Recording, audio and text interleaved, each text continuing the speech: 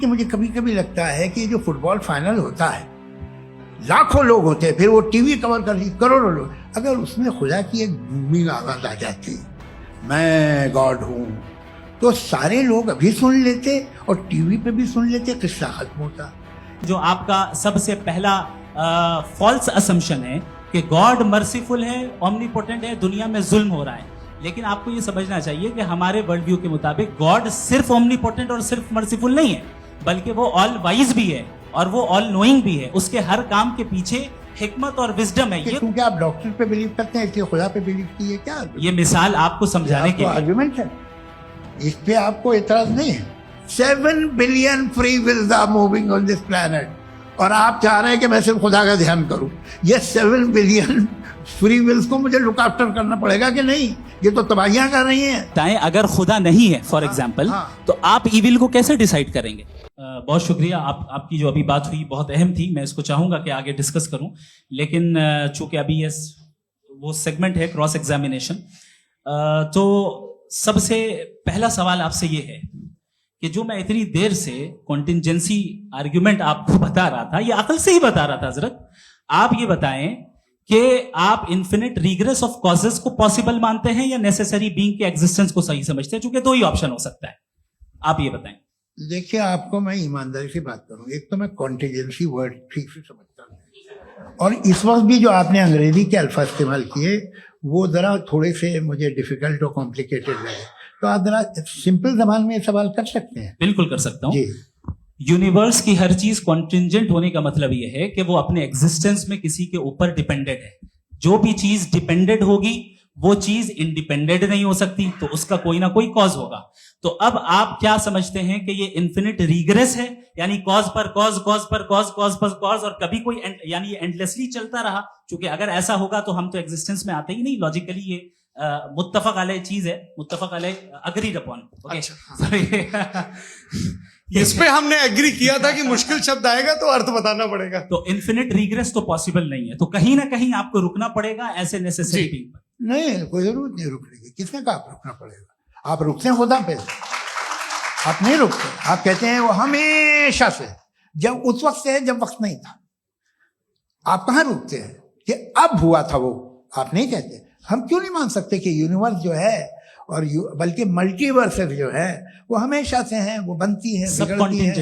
एक हमारे यहाँ एक चीज है ब्लैक होल, वो समेट लेता है वापस, फिर ब्लास्ट होता है, फिर फैल जाता है। और इसमें हमारी तो खैर कोई औकात ही नहीं है इंसान की। एक छोटे से जर्रे पे हम 50-60 साल की उम्र रखते हैं, जो करोड़ों अरबों साल की कायनात है उसमें, और पैदा भी निहायत ही बेहुदा वजह से हुए थे। तो इसमें है ये सोचना कि इसकी वजूहात और ये क्यों है, ये डिपेंडेंट है, ये हम देख रहे हैं। क्या मालूम? आप सोचिए कि ये जो फैल रही है कायनात, ये कहाँ फैल रही है, ये कहाँ जा रही है, और ये फैल क्यों रही है? अरे बना ली थी तुमने, रुको भैया, हाँ काफी है। ये फैल क्यों रही है? ये और कौन सी कायनात जिसे मैं दूरबीन से देखता हूं तो 2 बिलियन लाइट ईयर पे है, उससे मेरा कोई वास्ता ही नहीं है। 2 बिलियन ईयर यानी अगर मैं 80,000 माइल्स पर सेकेंड से चलूं तो 20 करोड़ साल में वहां पहुंच जाऊंगा। इसकी जरूरत क्या थी? ये दुनिया, ये कायनात तो इंसान अशरफुल मखलूकात के लिए बनाई गई ना। तो ये सब ये टर्म समझ में नहीं आया। इसमें कोई खास समझने वाली बात थी भी नहीं। ये जो अल्टीमेट कहा यह जाता है कि ये जो पूरी यूनिवर्स है, ये जो दुनिया है, ये इंसान के लिए बनाई गई। अच्छा, ये सब इंसान के लिए। क्यों साहब, सही है ना? बिल्कुल, लेकिन इसका ये मतलब नहीं कि किसी चीज के पीछे रीजन आपको नहीं पता तो रीजन नहीं है, इसे कहते हैं नहीं, मुझे नहीं पता, लेकिन मेरी जिम्मेदारी नहीं। वो बिल्कुल सही कहा था उसने, बर्टन रसल ने। आपने उसे मजाक में टाल दिया कि भाई आप एक दावा कर रहे हैं, मैं क्यों कहूं कि ये गलत है दावा? आप प्रूफ कीजिए, मेरे पे जिम्मेदारी ही नहीं है, मैंने थोड़ी कहा है। आप प्रूफ कीजिए कि ये सही है। आप आर्ग्यूमेंट ऑफ कंटिंजेंसी का जवाब नहीं दे रहे हैं। पूछना चाहेंगे? आप सवाल पूछना चाहेंगे मुफ्ती साहब से? क्योंकि ये क्रॉस एग्जामिनेशन का दौर है। आप जैसे पहले बोल रहे थे फेथ को लेकर कुछ, मैं ये पूछना चाहूंगा कि खुदा ने जो भी रेवलेशन किए हैं, एक मजहब के लिए बहुत से मजहबों में किए हैं, अलग अलग रेवलेशन है। कहीं कुछ एक बातें हैं, कॉन्ट्रडिक्शन भी है। आपस में कहीं कुछ आप कर सकते हैं, कहीं कुछ नहीं कर सकते। ऐसा नहीं है कि सबकी कोड ऑफ मॉरल एक है। तो ये किस्सा क्या है? अब आप ये देखिए कि मुझे कभी कभी लगता है कि जो फुटबॉल फाइनल होता है, लाखों लोग होते हैं, फिर वो टीवी कवर कर रही करोड़ों लोग, अगर उसमें खुदा की एक गूंगी आवाज आ जाती, मैं गॉड हूं, तो सारे लोग अभी सुन लेते और टीवी पे भी सुन लेते, किस्सा खत्म होता। ये इतनी राजदारी क्या है कि तुम सामने कुछ तो सबूत दे दो हमें सॉलिड। ये कह रहा साहब ये यूनिवर्स कैसे बनी, इससे मसला क्या हल होगा? मैं पूछूंगा आपसे खुदा कैसे बना? क्यों नहीं पूछूंगा कैसे बना? बल्कि वो तो कायनात से कहीं ज्यादा इंटेलिजेंट है, कायनात से कहीं ज्यादा कॉम्प्लेक्स जी, वो हमेशा से है। आप कहेंगे मैं मान लूंगा। अच्छा, दोयम वो कादिर मुतलक, यानी कादिर मुतलक का मतलब ओमनीपोटेंट, वो जो चाहे कर सकता है। आपको नौकरी दिलवा सकता है, आपकी अच्छी जगह शादी करवा सकता है, आपके पड़ोसी का मुकदमा हरवा सकता है, आपको जिता सकता है, सब काम करता है। थोड़ा सा माइक क्लोज। वो इस दुनिया को चला कैसे रहा है? ये दुनिया कैसे चल रही है? आपको इस पे हैरत नहीं होती? या कयामत के बाद कभी एक जस्टिस होगा, जब ये बच्चा मर चुका होगा, जिसकी धज्जियां उड़ गई बम से, इसको इंसाफ मिलेगा तब? अच्छा, अब जवाब दूं? हाँ जी। मैं इसीलिए आप की तरफ। सबसे पहले आपने रेवलेशन और स्क्रिप्चर्स की बात की, इस पे मैं बात कर सकता हूं, लेकिन आज नहीं करूंगा चूंकि वक्त कम है। कभी और इस पे डिस्कस करेंगे, मैं तैयार हूं उस पे भी बात करने के लिए। ये अभी से राउंड 2 की भूमिका तय हो रही है। डज गॉड एग्जिस्ट राउंड 2 जी। चूंकि आज गॉड के एग्जिस्टेंस पे बात है, तो मैं उसी के रिलेटेड जो है आपके सवालात को एंटरटेन भी करूंगा और मैं भी पूछूंगा। आपने कहा कि आपने साबित ही नहीं किया, जबकि आर्ग्यूमेंट ऑफ कॉन्टिजेंसी बुनियादी आर्ग्यूमेंट है। आप मुझे कॉन्टिजेंसी का मतलब बताइए, आपका मतलब क्या? कॉन्टिजेंसी कॉन्टिजेंसी का मतलब यह हुआ कि हर वो वजूद जो किसी भी चीज का पाबंद है, हर वो वजूद या हर वो चीज जो अपने एग्जिस्टेंस में किसी भी चीज के पाबंद है और उससे बाउंड है, उसको उसकी जरूरत है, उस पर डिपेंड करती है, तो जाहिर सी बात है कि उसका कोई ना कोई कॉज होता है। ये तो अक्ल की बात है। ये आप रीजनिंग की बात करते हैं, मैं वही कर रहा हूं। दूसरी चीज, आपने ये बात कही कि इतने बिलियन लाइट ईयर्स दूर है, उसका मेरा क्या लेना देना। फिर मेरे ख्याल से आपको ये नहीं कहना चाहिए I think therefore I am an atheist. आपको सोचना चाहिए। सिर्फ आप एक लिमिटेड दायरे में रहकर नहीं सोचें, बल्कि बाहर निकलकर सोचें। आपने तीसरा सवाल किया, आपने 2-3 सवाल एक साथ। ऐसी बातें ना कीजिए, कुछ को इतराज हो जाएगा आप पे कि आप कुछ भी सोचिए।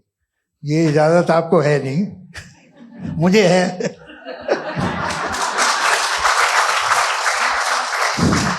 जी, आपने प्रॉब्लम ऑफ इविल के ताल्लुक से सवाल किया और बार बार आप एक लफ्ज रिपीट कर रहे हैं कि ओमनीपोटेंट गॉड है, ऑल पावरफुल गॉड है।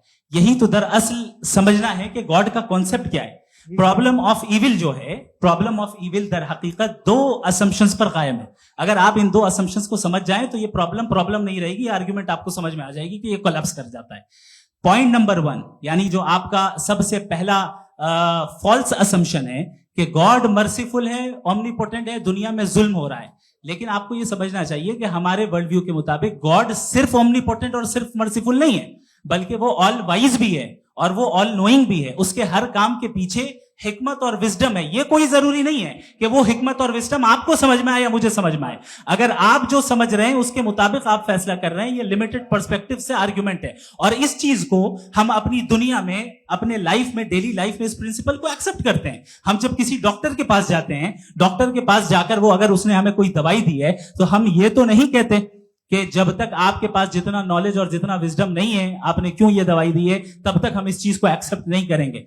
नहीं कहते, हम उसकी अथॉरिटी को तस्लीम करते हैं। क्यों? क्योंकि उसकी हम जानते हैं कि वो नॉलेजेबल है, वो विजडम वाला है, हमसे ज्यादा नॉलेज और हमसे ज्यादा विजडम है। बताएं सर। मैंने डॉक्टर में और खुदा में बड़ा लिखा से डॉक्टर पढ़ा लिखा होता है एक, तो मैं उसकी बात सुनूंगा।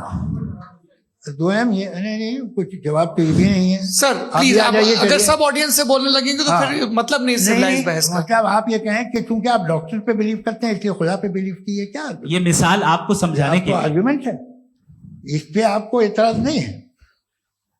तो सिंपल बात ये है कि मैं अगर ये यकीन कर लूं कि एक ओमनीपोटेंट, उसकी मसलहत है ये जो बच्चे मर रहे हैं ये मसलहत है उसकी, मुझे नहीं चाहिए ऐसी मसलहत। उसकी मसलहत नहीं, यही तो समझना है। मतलब एक्सपीरियंस। अच्छा, इस आपने अभी मेरी बात पूरी सुनी नहीं। मैंने कहा आपका पूरा आर्ग्यूमेंट दो फॉल्स असम्पशंस पर है। एक फॉल्स असम्पशन मैंने बता दिया, दूसरा फॉल्स असम्पशन ये है कि इस दुनिया में इविल के होने का कोई गुड रीजन नहीं है, जबकि हमारे पास बाज रीजंस मौजूद हैं, हमारे पास बाज वजूहात मौजूद हैं। अगर इस दुनिया में इविल ना हो तो आप गुड को डिफाइन कैसे करेंगे? अगर जुल्म ना हो आप इंसाफ को समझेंगे कैसे? अगर तारीकी ना हो तो आप लाइट को समझेंगे कैसे? बहुत अच्छे। अभी और सुन लें, अभी और बाकी है। ये तो बात बहुत पसंद आई साहब मुझे, कि जब तक रेप ना हो तब तक औरतों की इज्जत का ख्याल आपने मेरा जवाब पूरा सुना ही नहीं। जब तक के बच्चों का कत्ल ना किया जाए तब तक आपको बच्चों की मासूमियत की इज्जत। आपने पूरा जवाब सुना ही क्या बात है, क्या आपने नुक्ता निकाला? आपने पूरा जवाब सुना ही नहीं। आप सुन लें, मेरी बात सुन लें। ये मैंने आपको एक चीज बताई। दूसरी चीज, इस दुनिया में हम आए हैं टेस्ट के लिए, हमारा टेस्ट हो रहा है और हर इंसान का अलग अलग अंदाज में टेस्ट होता है। और इस दुनिया में अगर इविल मौजूद है तो वो इविल जरिया है हमारे अंदर ह्यूमन नोबल क्वालिटीज को डेवलप करने का और अलग अलग फील्ड में प्रोग्रेस करने का। और अगर हमारे अंदर और इस दुनिया में इविल नहीं होता तो बताइए टेस्ट का मतलब क्या होता? अगर मैं अपने स्टूडेंट को एमसीक्यूज दूं और उसमें सिर्फ राइट आंसर लिख कर दे दूं और कहूं तुम्हारा टेस्ट हो गया, ये मीनिंगलेस है। इस दुनिया में अगर हम टेस्ट के लिए आए हैं तो जाहिर है गुड एंड इविल दोनों मौजूद है। तो अगर गुड एंड इविल दोनों मौजूद है तो ये इविल भी खुदा का बनाया हुआ है? जी हाँ, खुदा का बनाया हुआ है। लेकिन अच्छा, चलो अच्छी बात। जी बिल्कुल, तो बिल्कुल खुदा ने बनाया। अभी तो ये है कि जो मेजॉरिटी है दुनिया में वो इविल है, तो ये खुदा एक्चुअली इविल के साइड पे लग रहा है मुझे। बिल्कुल भी नहीं, मैं बता मेजॉरिटी में तो वो है। क्या बात कर रहे हैं भाई आप? कोई भी जो मुंसिफ होगा, चाहे आपका अपना घर हो जिसके आप सबसे बड़े हैं, चाहे आपकी ऑर्गेनाइजेशन हो जो आप चलाते हैं, वहां पर आप इविल रखेंगे साबित करने को कि बाकी लोग शरीफ हैं? मेरी बात सुनिए, क्या ये आर्ग्यूमेंट ही गलत है? अगर कि जब तक के कोई इविल नहीं होगा तब तक के शरीफ आदमी शरीफ नहीं लगेगा। अगर एग्जामिनर गलत ऑप्शन दे रहा है तो एग्जामिनर इविल नहीं हो गया, जो गलत ऑप्शन को सेलेक्ट कर रहा है वो फेल होगा। क्रिएटर ने इविल को बनाया है लेकिन वो इविल नहीं है। अच्छा सुनिए मेरी बात, let me complete sir. Creator ने इविल को बनाया है टेस्ट के लिए, वो इविल नहीं है। इविल वो होगा जो उसे इख्तियार करेगा। छुरी को बनाने वाला गलत नहीं होता है, छुरी का गलत इस्तेमाल करने वाला गलत होता है। रेप को कैसे गलत इस्तेमाल करते हैं? रेप इंसान के फ्री विल का नतीजा है। ये रेप कैसे गलत इस्तेमाल होता है? ये अब सुन ले, अब सुन ले। गलत इस्तेमाल होता है। हाँ मैं बता रहा हूँ ना, कैसे गलत? मैं बता रहा हूँ कि जो इविल इस दुनिया में मौजूद है उसके कई सारे तरीके हैं। एक तरीका इंसान का अपना फ्री विल है। अब अगर कोई रेपिस्ट रेप कर रहा है तो इसका गॉड का कसूर नहीं है, वो अपने फ्री विल का गलत इस्तेमाल कर रहा है, उसको सजा मिलनी चाहिए। अच्छा, और उसी के लिए जहन्नम बनाई गई है। ये फ्री विल का भी बड़ा चक्कर। आप जब कोई बुरा काम करते हैं या कोई बुराई होती है तो ये कहा जाता है कि ये फ्री विल है। 7 billion free wills are moving on this planet. 7 billion free will. और एक आदमी अपनी फ्री विल से मुझे कत्ल कर दे तो मैं खुदा की मर्जी से मरा हूं कि इसकी फ्री विल की वजह से? मेरी मौत खुदा के हाथ है या ये फ्री विल वाले के हाथ है? खुदा ने फ्री विल का निजाम बनाया है और उस निजाम का गलत इस्तेमाल करके कोई आपको मार रहा है, इस्तेमाल करके मेरा कत्ल कर देता है। अब मेरी मौत का जिम्मेदार कौन है? वो इंसान जिम्मेदार है। वो इंसान जी। तो ये कहना कि और उसको सजा मिलेगी। तो अब आप आगे चलिए कि ये तय करना कि अल्लाह ही या अल्लाह ने खुदा ही जिंदगी देता है, खुदा ही मौत देता है, ये गलत है। बिल्कुल गलत नहीं है। हाँ, नहीं, निजाम उसी ने बनाया फ्री विल का। निजाम मौत और हयात का उसी ने बनाया। You are contradicting yourself. अभी आपने कहा कि एक आदमी ने फ्री विल से आपको मार दिया, इसमें उसे फ्री विल दी गई थी, उसने गलत इस्तेमाल किया। 7 billion free wills are moving on this planet और आप चाह रहे हैं कि मैं सिर्फ खुदा का ध्यान करूं। ये 7 बिलियन फ्री विल्स को मुझे लुक आफ्टर करना पड़ेगा कि नहीं? ये तो तबाहियां कर रही हैं और तबाहियां ज्यादा हो रही हैं। बिल्कुल। तो अगर आप बताएं अगर खुदा नहीं है फॉर एग्जाम्पल, तो आप इविल को कैसे डिसाइड करेंगे? यानी how can you define evil objectively without God? देखिए, दुनिया में 2 तरह के जानवर हैं। एक जो अकेले रहते हैं जंगल में और एक जो ग्रुप्स में रहते हैं। ग्रुप में जो भी रहेगा, चाहे वो आपका फाउंडेशन हो, चाहे कोई क्लब हो, चाहे कोई पॉलिटिकल पार्टी हो, चाहे कोई यूनिट हो, उसमें आपको इंटरैक्ट करने के रूल बनाने पड़ेंगे। यानी लोग तय करेंगे। लोग तय करेंगे। अगर लोगों ने ये तय किया कि किसी का रेप करना सही है, आप जस्टिफाई करेंगे? लोग- आपका फाउंडेशन तो ये हो गया ना कि लोग ही विल डिसाइड दुनिया करेंगे। में- नहीं, अरे दुनिया में ऐसे ग्रुप्स हैं जो रेप को जायज मानते हैं सर्टेन हालात में। मैं डिटेल में नहीं जानूंगा, आप भी जानते हैं। ये जो आईसिस वाले थे जिन्होंने क्या किया था, तो उन्होंने क्या किया उसका खुदा से कोई ताल्लुक नहीं है सर। मैंने सिंपल सवाल किया कि इविल को आप डिफाइन करते चलिए, कैसे चलिए, हैं? आइए वापस आइए। जी, आप साथ में तभी रह सकते हैं जब कुछ आप ऐसे उसूल डेवलप करें जिसमें हर एक का बेसिक तहफ़्फ़ुज़, हर एक का बेसिक राइट हो और हर एक को कोई आराम मिले। यही तरीका है किसी भी ऑर्गेनाइजेशन जिसमें एक से ज़्यादा लोग हैं और वो ऐसे चलती है जिंदगी। उसमें अगर आप गड़बड़ करेंगे तो तबाही होगी, नुकसान होगा, बर्बादियाँ आएंगी। और अगर उसमें आप घर ले लीजिए ना, एक हस्बैंड है, एक वाइफ है, बच्चे हैं, वालदा भी हैं, 2 बहनें भी हैं, एक भाई भी है।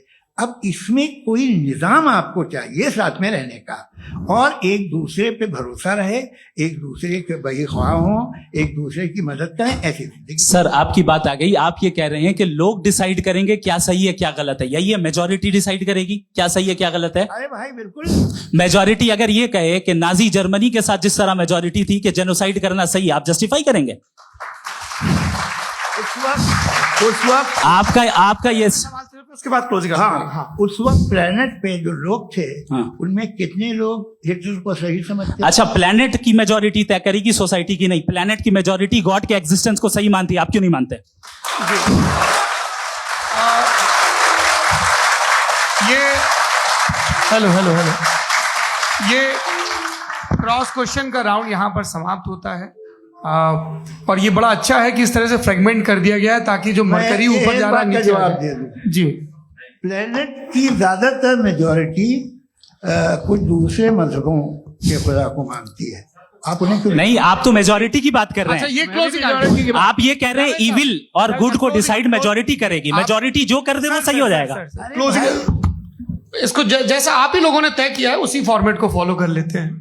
हाँ भाई, मैंने तो भले लोगों पे एतबार किया और तब मॉडरेशन तय किया। जी, आपके पास 5 मिनट का वक्त है, क्लोजिंग आर्ग्यूमेंट है, उसके बाद हम ऑडियंस से क्वेश्चन आंसर लेंगे जावेद साहब के क्लोजिंग आर्ग्यूमेंट के बाद। Okay, time starts now. बहुत शुक्रिया जी। हमारा जो टॉपिक है डज गॉड एग्जिस्ट, मैं इस पे इतने एकेडमिक तैयारी करके आया था। मुझे था कि मैंने सोचा था कि कई सारे मैं आर्ग्यूमेंट्स दूंगा, लेकिन वक्त की भी किल्लत और जावेद साहब बार बार इधर उधर चले जा रहे थे तो उसको भी थोड़ा एंटरटेन करना पड़ गया।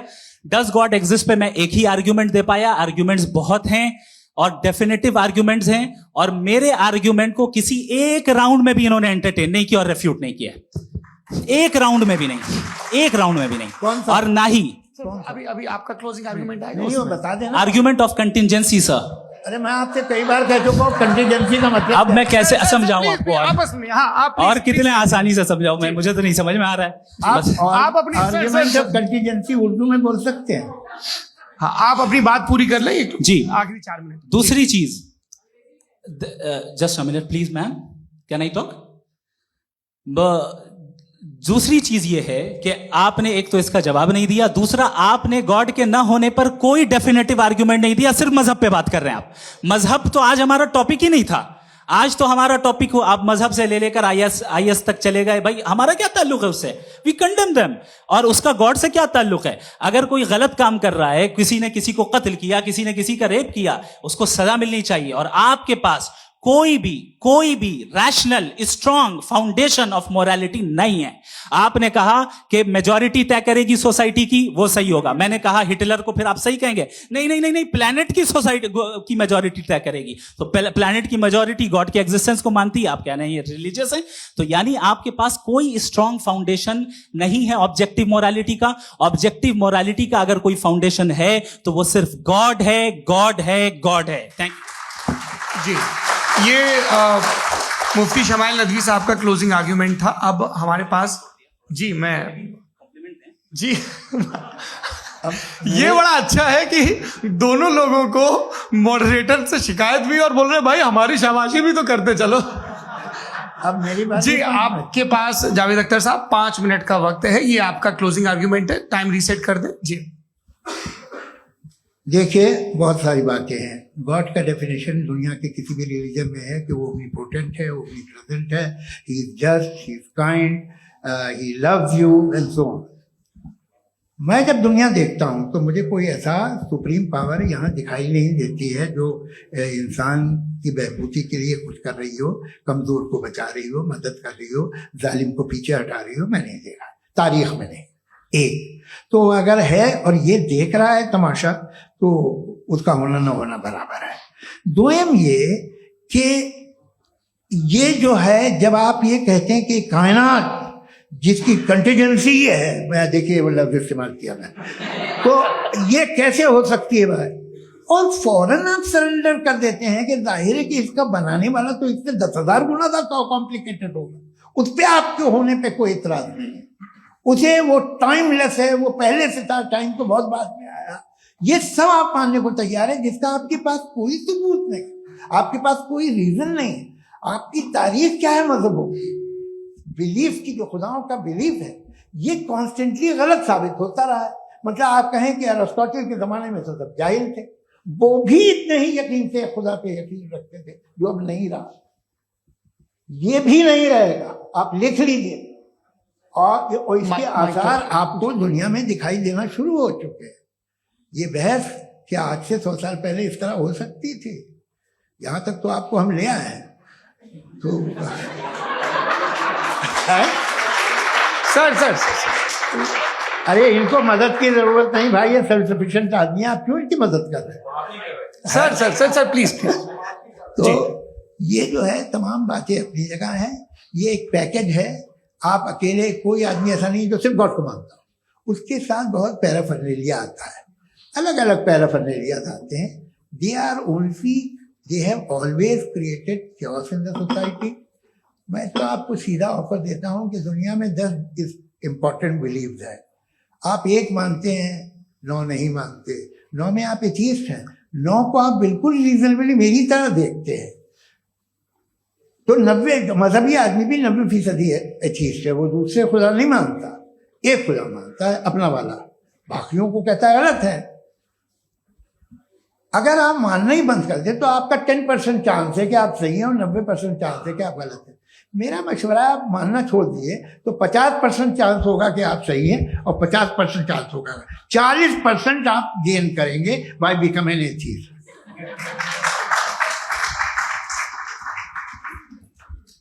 ये एक फरसूदा ख्याल है, ये खत्म हो रहा है। हो सकता है मेरी जिंदगी में ना हो, लेकिन ये हो जाएगा। जो बातें ये इनको आप मेटाफिजिकल, ये वो ऐसे रिस्पेक्टेबल टर्म दे दिए, ये तो उन लोग के हैं जिन्हें ना फिजिक्स मालूम थी ना मेटा मालूम था, ये उन्होंने आपको दिए हैं।